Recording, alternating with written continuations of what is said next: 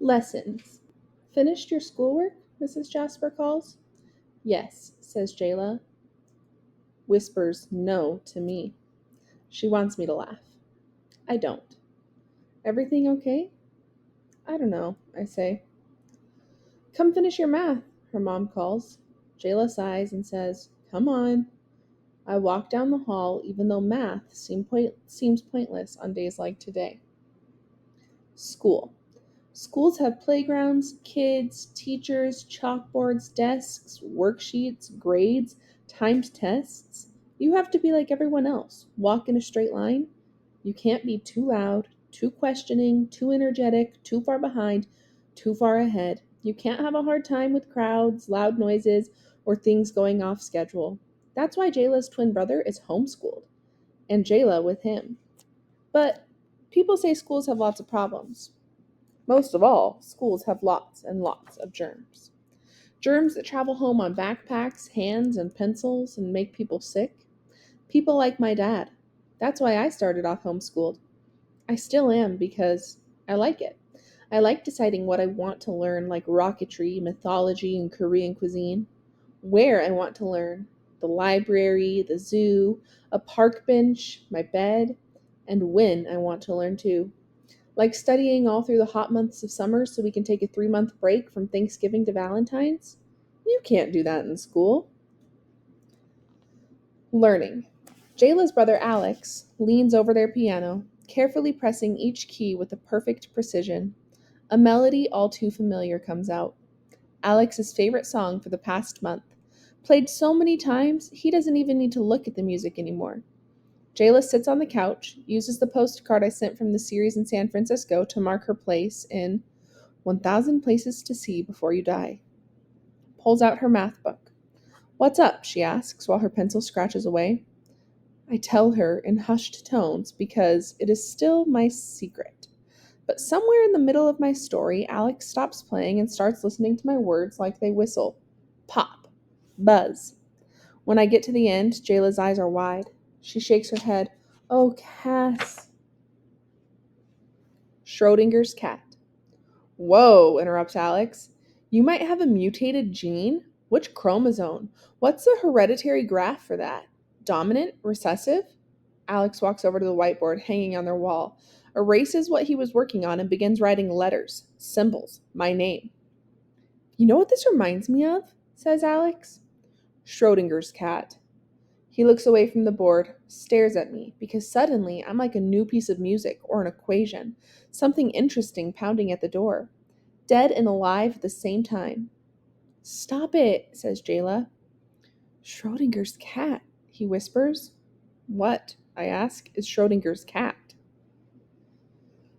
Schrodinger's Cass. Once there was a scientist named Schrodinger who had a theory about a cat in a box filled with poison that will kill the cat, but only at a certain time that nobody can predict. And until that box is opened, the cat is both dead and alive, because until you know for sure it can be either answer, just like me, Schrodinger's Cass. Trapped. There are two sides of me. Cancer, health, death, life. Stuck at home, sick. Traveling the world, free. And I'm trapped in the box and I claw at the sides. I don't know which I am. I don't get to decide. I won't know till I open the box. Am I stuck or will I fly? Am I dead or alive? Something else. Come on, says Jayla, shooting Alex a look. I've got something else for your birthday. Your mom said you could go with me. Where? I ask. I can't tell you. It's a surprise. We head for the door, leave Alex staring at the puzzle on the wall. The puzzle that is me. But just when we think we're free and clear, there's a voice. Can I come too? Alex pulls a tiny prism from his pocket, rubs his thumb over the glass. Please? Jayla's fingers curl into fists. They may be twins, but she's about to say no when her mom appears, drying water droplets off her hands. I think that's a great idea. Jayla stomps out the door. Alex puts the prism in his pocket, passes me, and asks, Where are we going? I reply, I don't know, it's a surprise. He slowly pulls his eyes away from the ceiling so he can look at me the way I know he practices. I like surprises. Sirens and reflectors. It's not my first time biking with Alex, so I'm used to the way he checks his reflectors for the perfect angle. Jayla rolls her eyes. It's not even dark, but Alex isn't listening. We keep to the sidewalks, Alex on the inside, because he sometimes gets distracted and veers toward the street. Our breath is coming fast in gasps as we bike past houses and shops. Take the longer way to avoid the busier, noisier streets. Almost there, says Jayla over her shoulder, and right then is when the sirens start. They're headed our way. Cars slow to a stop, and a big red fire engine barrels down the street. I watch, hold my breath, make sure it doesn't turn the corner that leads to my home. Alex's bike clatters to the ground. He clamps his hands over his ears, shakes his head, backs away. Quicker than those flashing lights, Jayla is there, arm around his shoulders, reciting color wavelengths, the only way she can calm him down. Yellow, 580. Orange, 600. Red, 630. Nanometers, nanometers, nanometers. Surprise. It's the farthest I've ever been allowed to go before. 10 blocks through the city, past tall buildings, old churches, staying on the sidewalk or taking the bike paths. As we glide farther and farther from home, I'm 12 now, and I guess 12 comes with privileges like this, which means Mom would have to be okay with me continuing baseball season. I make my plan. As the summer sun beats on my helmet and sweat runs down my back, when I see it, I realize what the surprise is. I whoop and holler, "The ice cream shack." Refuted. "You shouldn't worry too much," says Alex, licking blue ice cream from the dark creases of his knuckles. "Sometimes scientists think Schrodinger's theory, about the cat I was telling you about." Jayla sighs. "We know." Another slurp, and Alex goes on. "Some scientists think it's wrong. I mean, not very many. But if it makes you feel better to go against scientific principle, then maybe." His voice trails off as he searches for the right thing to say, and he gets lost in his thoughts. "Then maybe you should stop talking about it," Jayla replies. Alex lowers his eyes. I stare at my shoes, never knowing what to do when Jayla gets like this. Her family doesn't wear paper smiles like mine. Everything is real. "It's okay," I whisper. "No, it's not," she whispers back. "It's okay. It's not okay." Why does everybody keep saying it's okay? I wiggle my toes. I lick my cone. Keep my mouth closed. Change the subject. "Do you guys want to ride with me to baseball?" "You're not quitting?" asks Jayla. I take another lick. "Not a chance." Practice.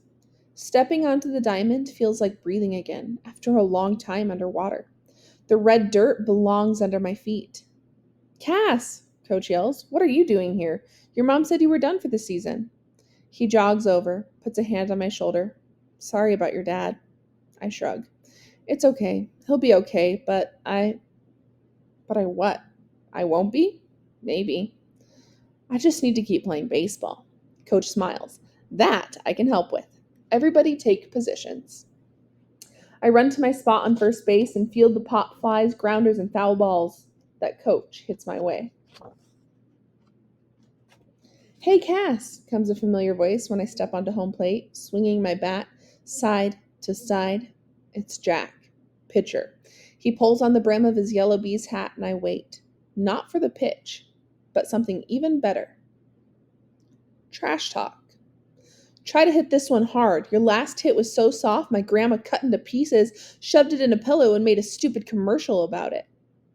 I'd laugh, but this is baseball, and you're not supposed to laugh. You're supposed to give it back, like playing catch with words. "Hey, Jack," I reply, tightening my grip on the bat, "try making this pitch fast. Your last pitch was so slow, I decided to have a tea party with my grandma before hitting it." "Yeah, yeah," says Jack. "But go easy on Maxwell. You know that outfield's a little too long for his legs." "Hey!" shouts Max from behind Jack. But he's not actually mad. He's the shortest kid on the team. And we've all got something that we joke about. That's part of being on a team. But only we get to do the teasing. Last month we were playing the Diamondbacks. The pitcher waved everyone forward, and when I got up to bat, he laughed and thought he was so funny when he said, "I got a feeling this one hits like a girl." You should have heard the way my team yelled from the dugout, and loudest was Jack. "Hey, only I get to say that." Finally, Jack lets the ball fly straight toward me. It curves to the right just slightly, and I swing. My third World Series. I snuck up close to the wall, leaned way over, right up close to the dugout as the players filed in and out. Ball in one hand, pen in the other. Reaching, reaching, reaching. Some of the players were nice, stopping and signing everything, but there was one who walked right past. Like he didn't even notice me, calling, asking, begging. "Maybe he didn't hear," said Mom. "No," said Dad. "He heard. He just didn't care." Sanitize. The minute I walk in the door, Mom's already shouting, "Wash your hands!" She's on her knees polishing the baseboards. I smell bleach. Dad hasn't even started chemo yet, I complain. He starts soon enough. The whole apartment is wiped so crazy clean it's like something from a magazine. A picture, beautiful but flat, lifeless. I'd like to bend it at the corners, fold it into something living, breathing, but Mom would probably try to scrub away the creases. "Where have you been?" "Where have you been?" Mom asks. "Oh, Jayla's." She looks at the clock. "It's awfully late." I think about the glove and cleats and my backpack that I just threw in the closet before she walked in. Then about how Mom looked at me today and lied.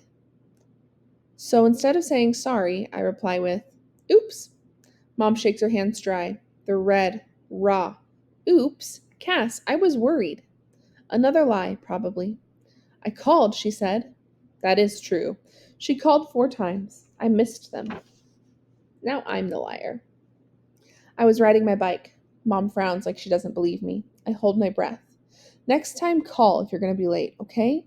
I shrug. "Yeah, whatever." Mom looks at me funny. "Excuse me?"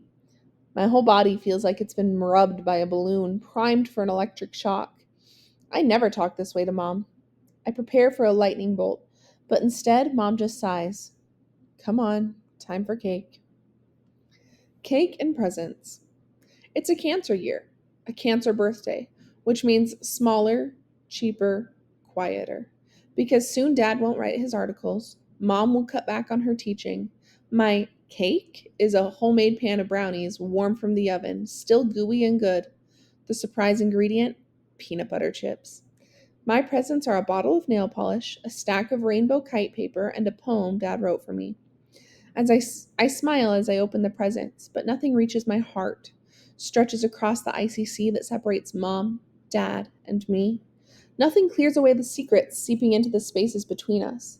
I grip the nail polish in my hand, feel the smooth curve of the glass, the one real thing in this whole night of pretending that everything is okay. And we're being honest with each other. Then Mom begins, my favorite tradition, but I can't even look at her or enjoy it. The day you were born. I remember the day you were born. I'd just finished teaching, only 2 days into summer vacation. I was huge. "You were not," says Dad.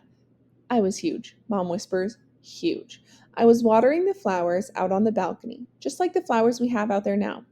Marigolds, tulips, pansies. My favorite. That's what I'm supposed to say. What I always say. But I don't. Just put the nail polish back on the counter. "Your favorite," says Mom. She goes on. Then I felt a pop, and I knew it was time. "I called your dad." "That was when I worked at the newspaper," he says. "Yes, and he rushed home and drove me right up the hill to the hospital." "And there wasn't a single bed," I mumble. I know this story by heart, but saying it today feels like taking something sacred and rolling it in the mud. Mom acts as if she doesn't notice. "No, not one.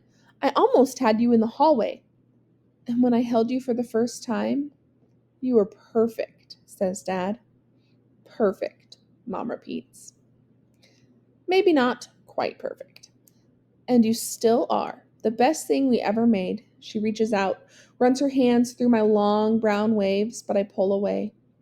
Her face flashes hurt for a moment, but still she continues. You've got my brown eyes, my long torso, and my cleft chin. You got Dad's smile, his height, his creativity, and stop, says Dad. Stop. I can't do this right now.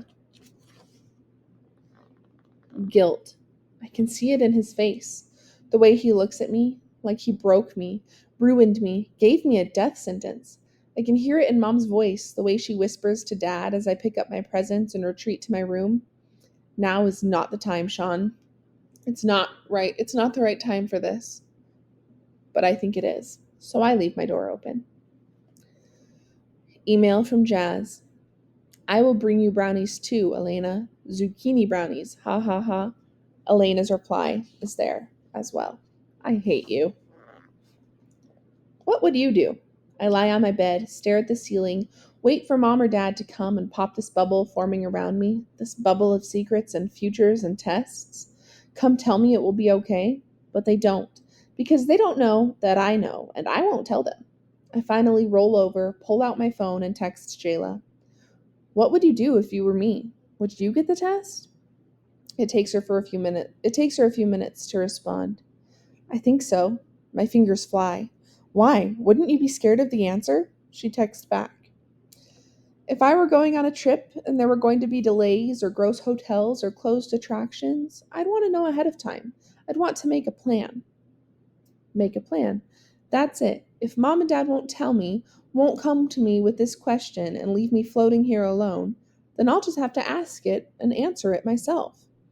I know how to do it. Research, read, think critically. I go to my desk, turn on the computer, pull the pamphlet with elephants from my backpack. It'll be an easy place to start. I open it and begin to read. Elephants. Elephants have 20 copies of the P53 gene. The pictures show how the gene as a knight fighting a cancer dragon. It's this gene that closes the windows and locks the doors to keep cancer away. Humans have only one set of the gene. I may have none that actually work. The pamphlet says that maybe one day what we learn from elephants about cancer will save people like Dad, and maybe me. The doctor studying this works at Hope Circle. He uses the elephants at the zoo in town, the zoo where Jayla's dad works as a vet. I grab my phone and text Jayla again. Let's go see the elephants tomorrow. Okay. Scripture study. That night, when it's time to read scriptures and pray, Dad doesn't join us. Dad, I call. But Mom pats my knee and shakes her head. He's too mad right now, she says. Mad? I ask. Mad at who?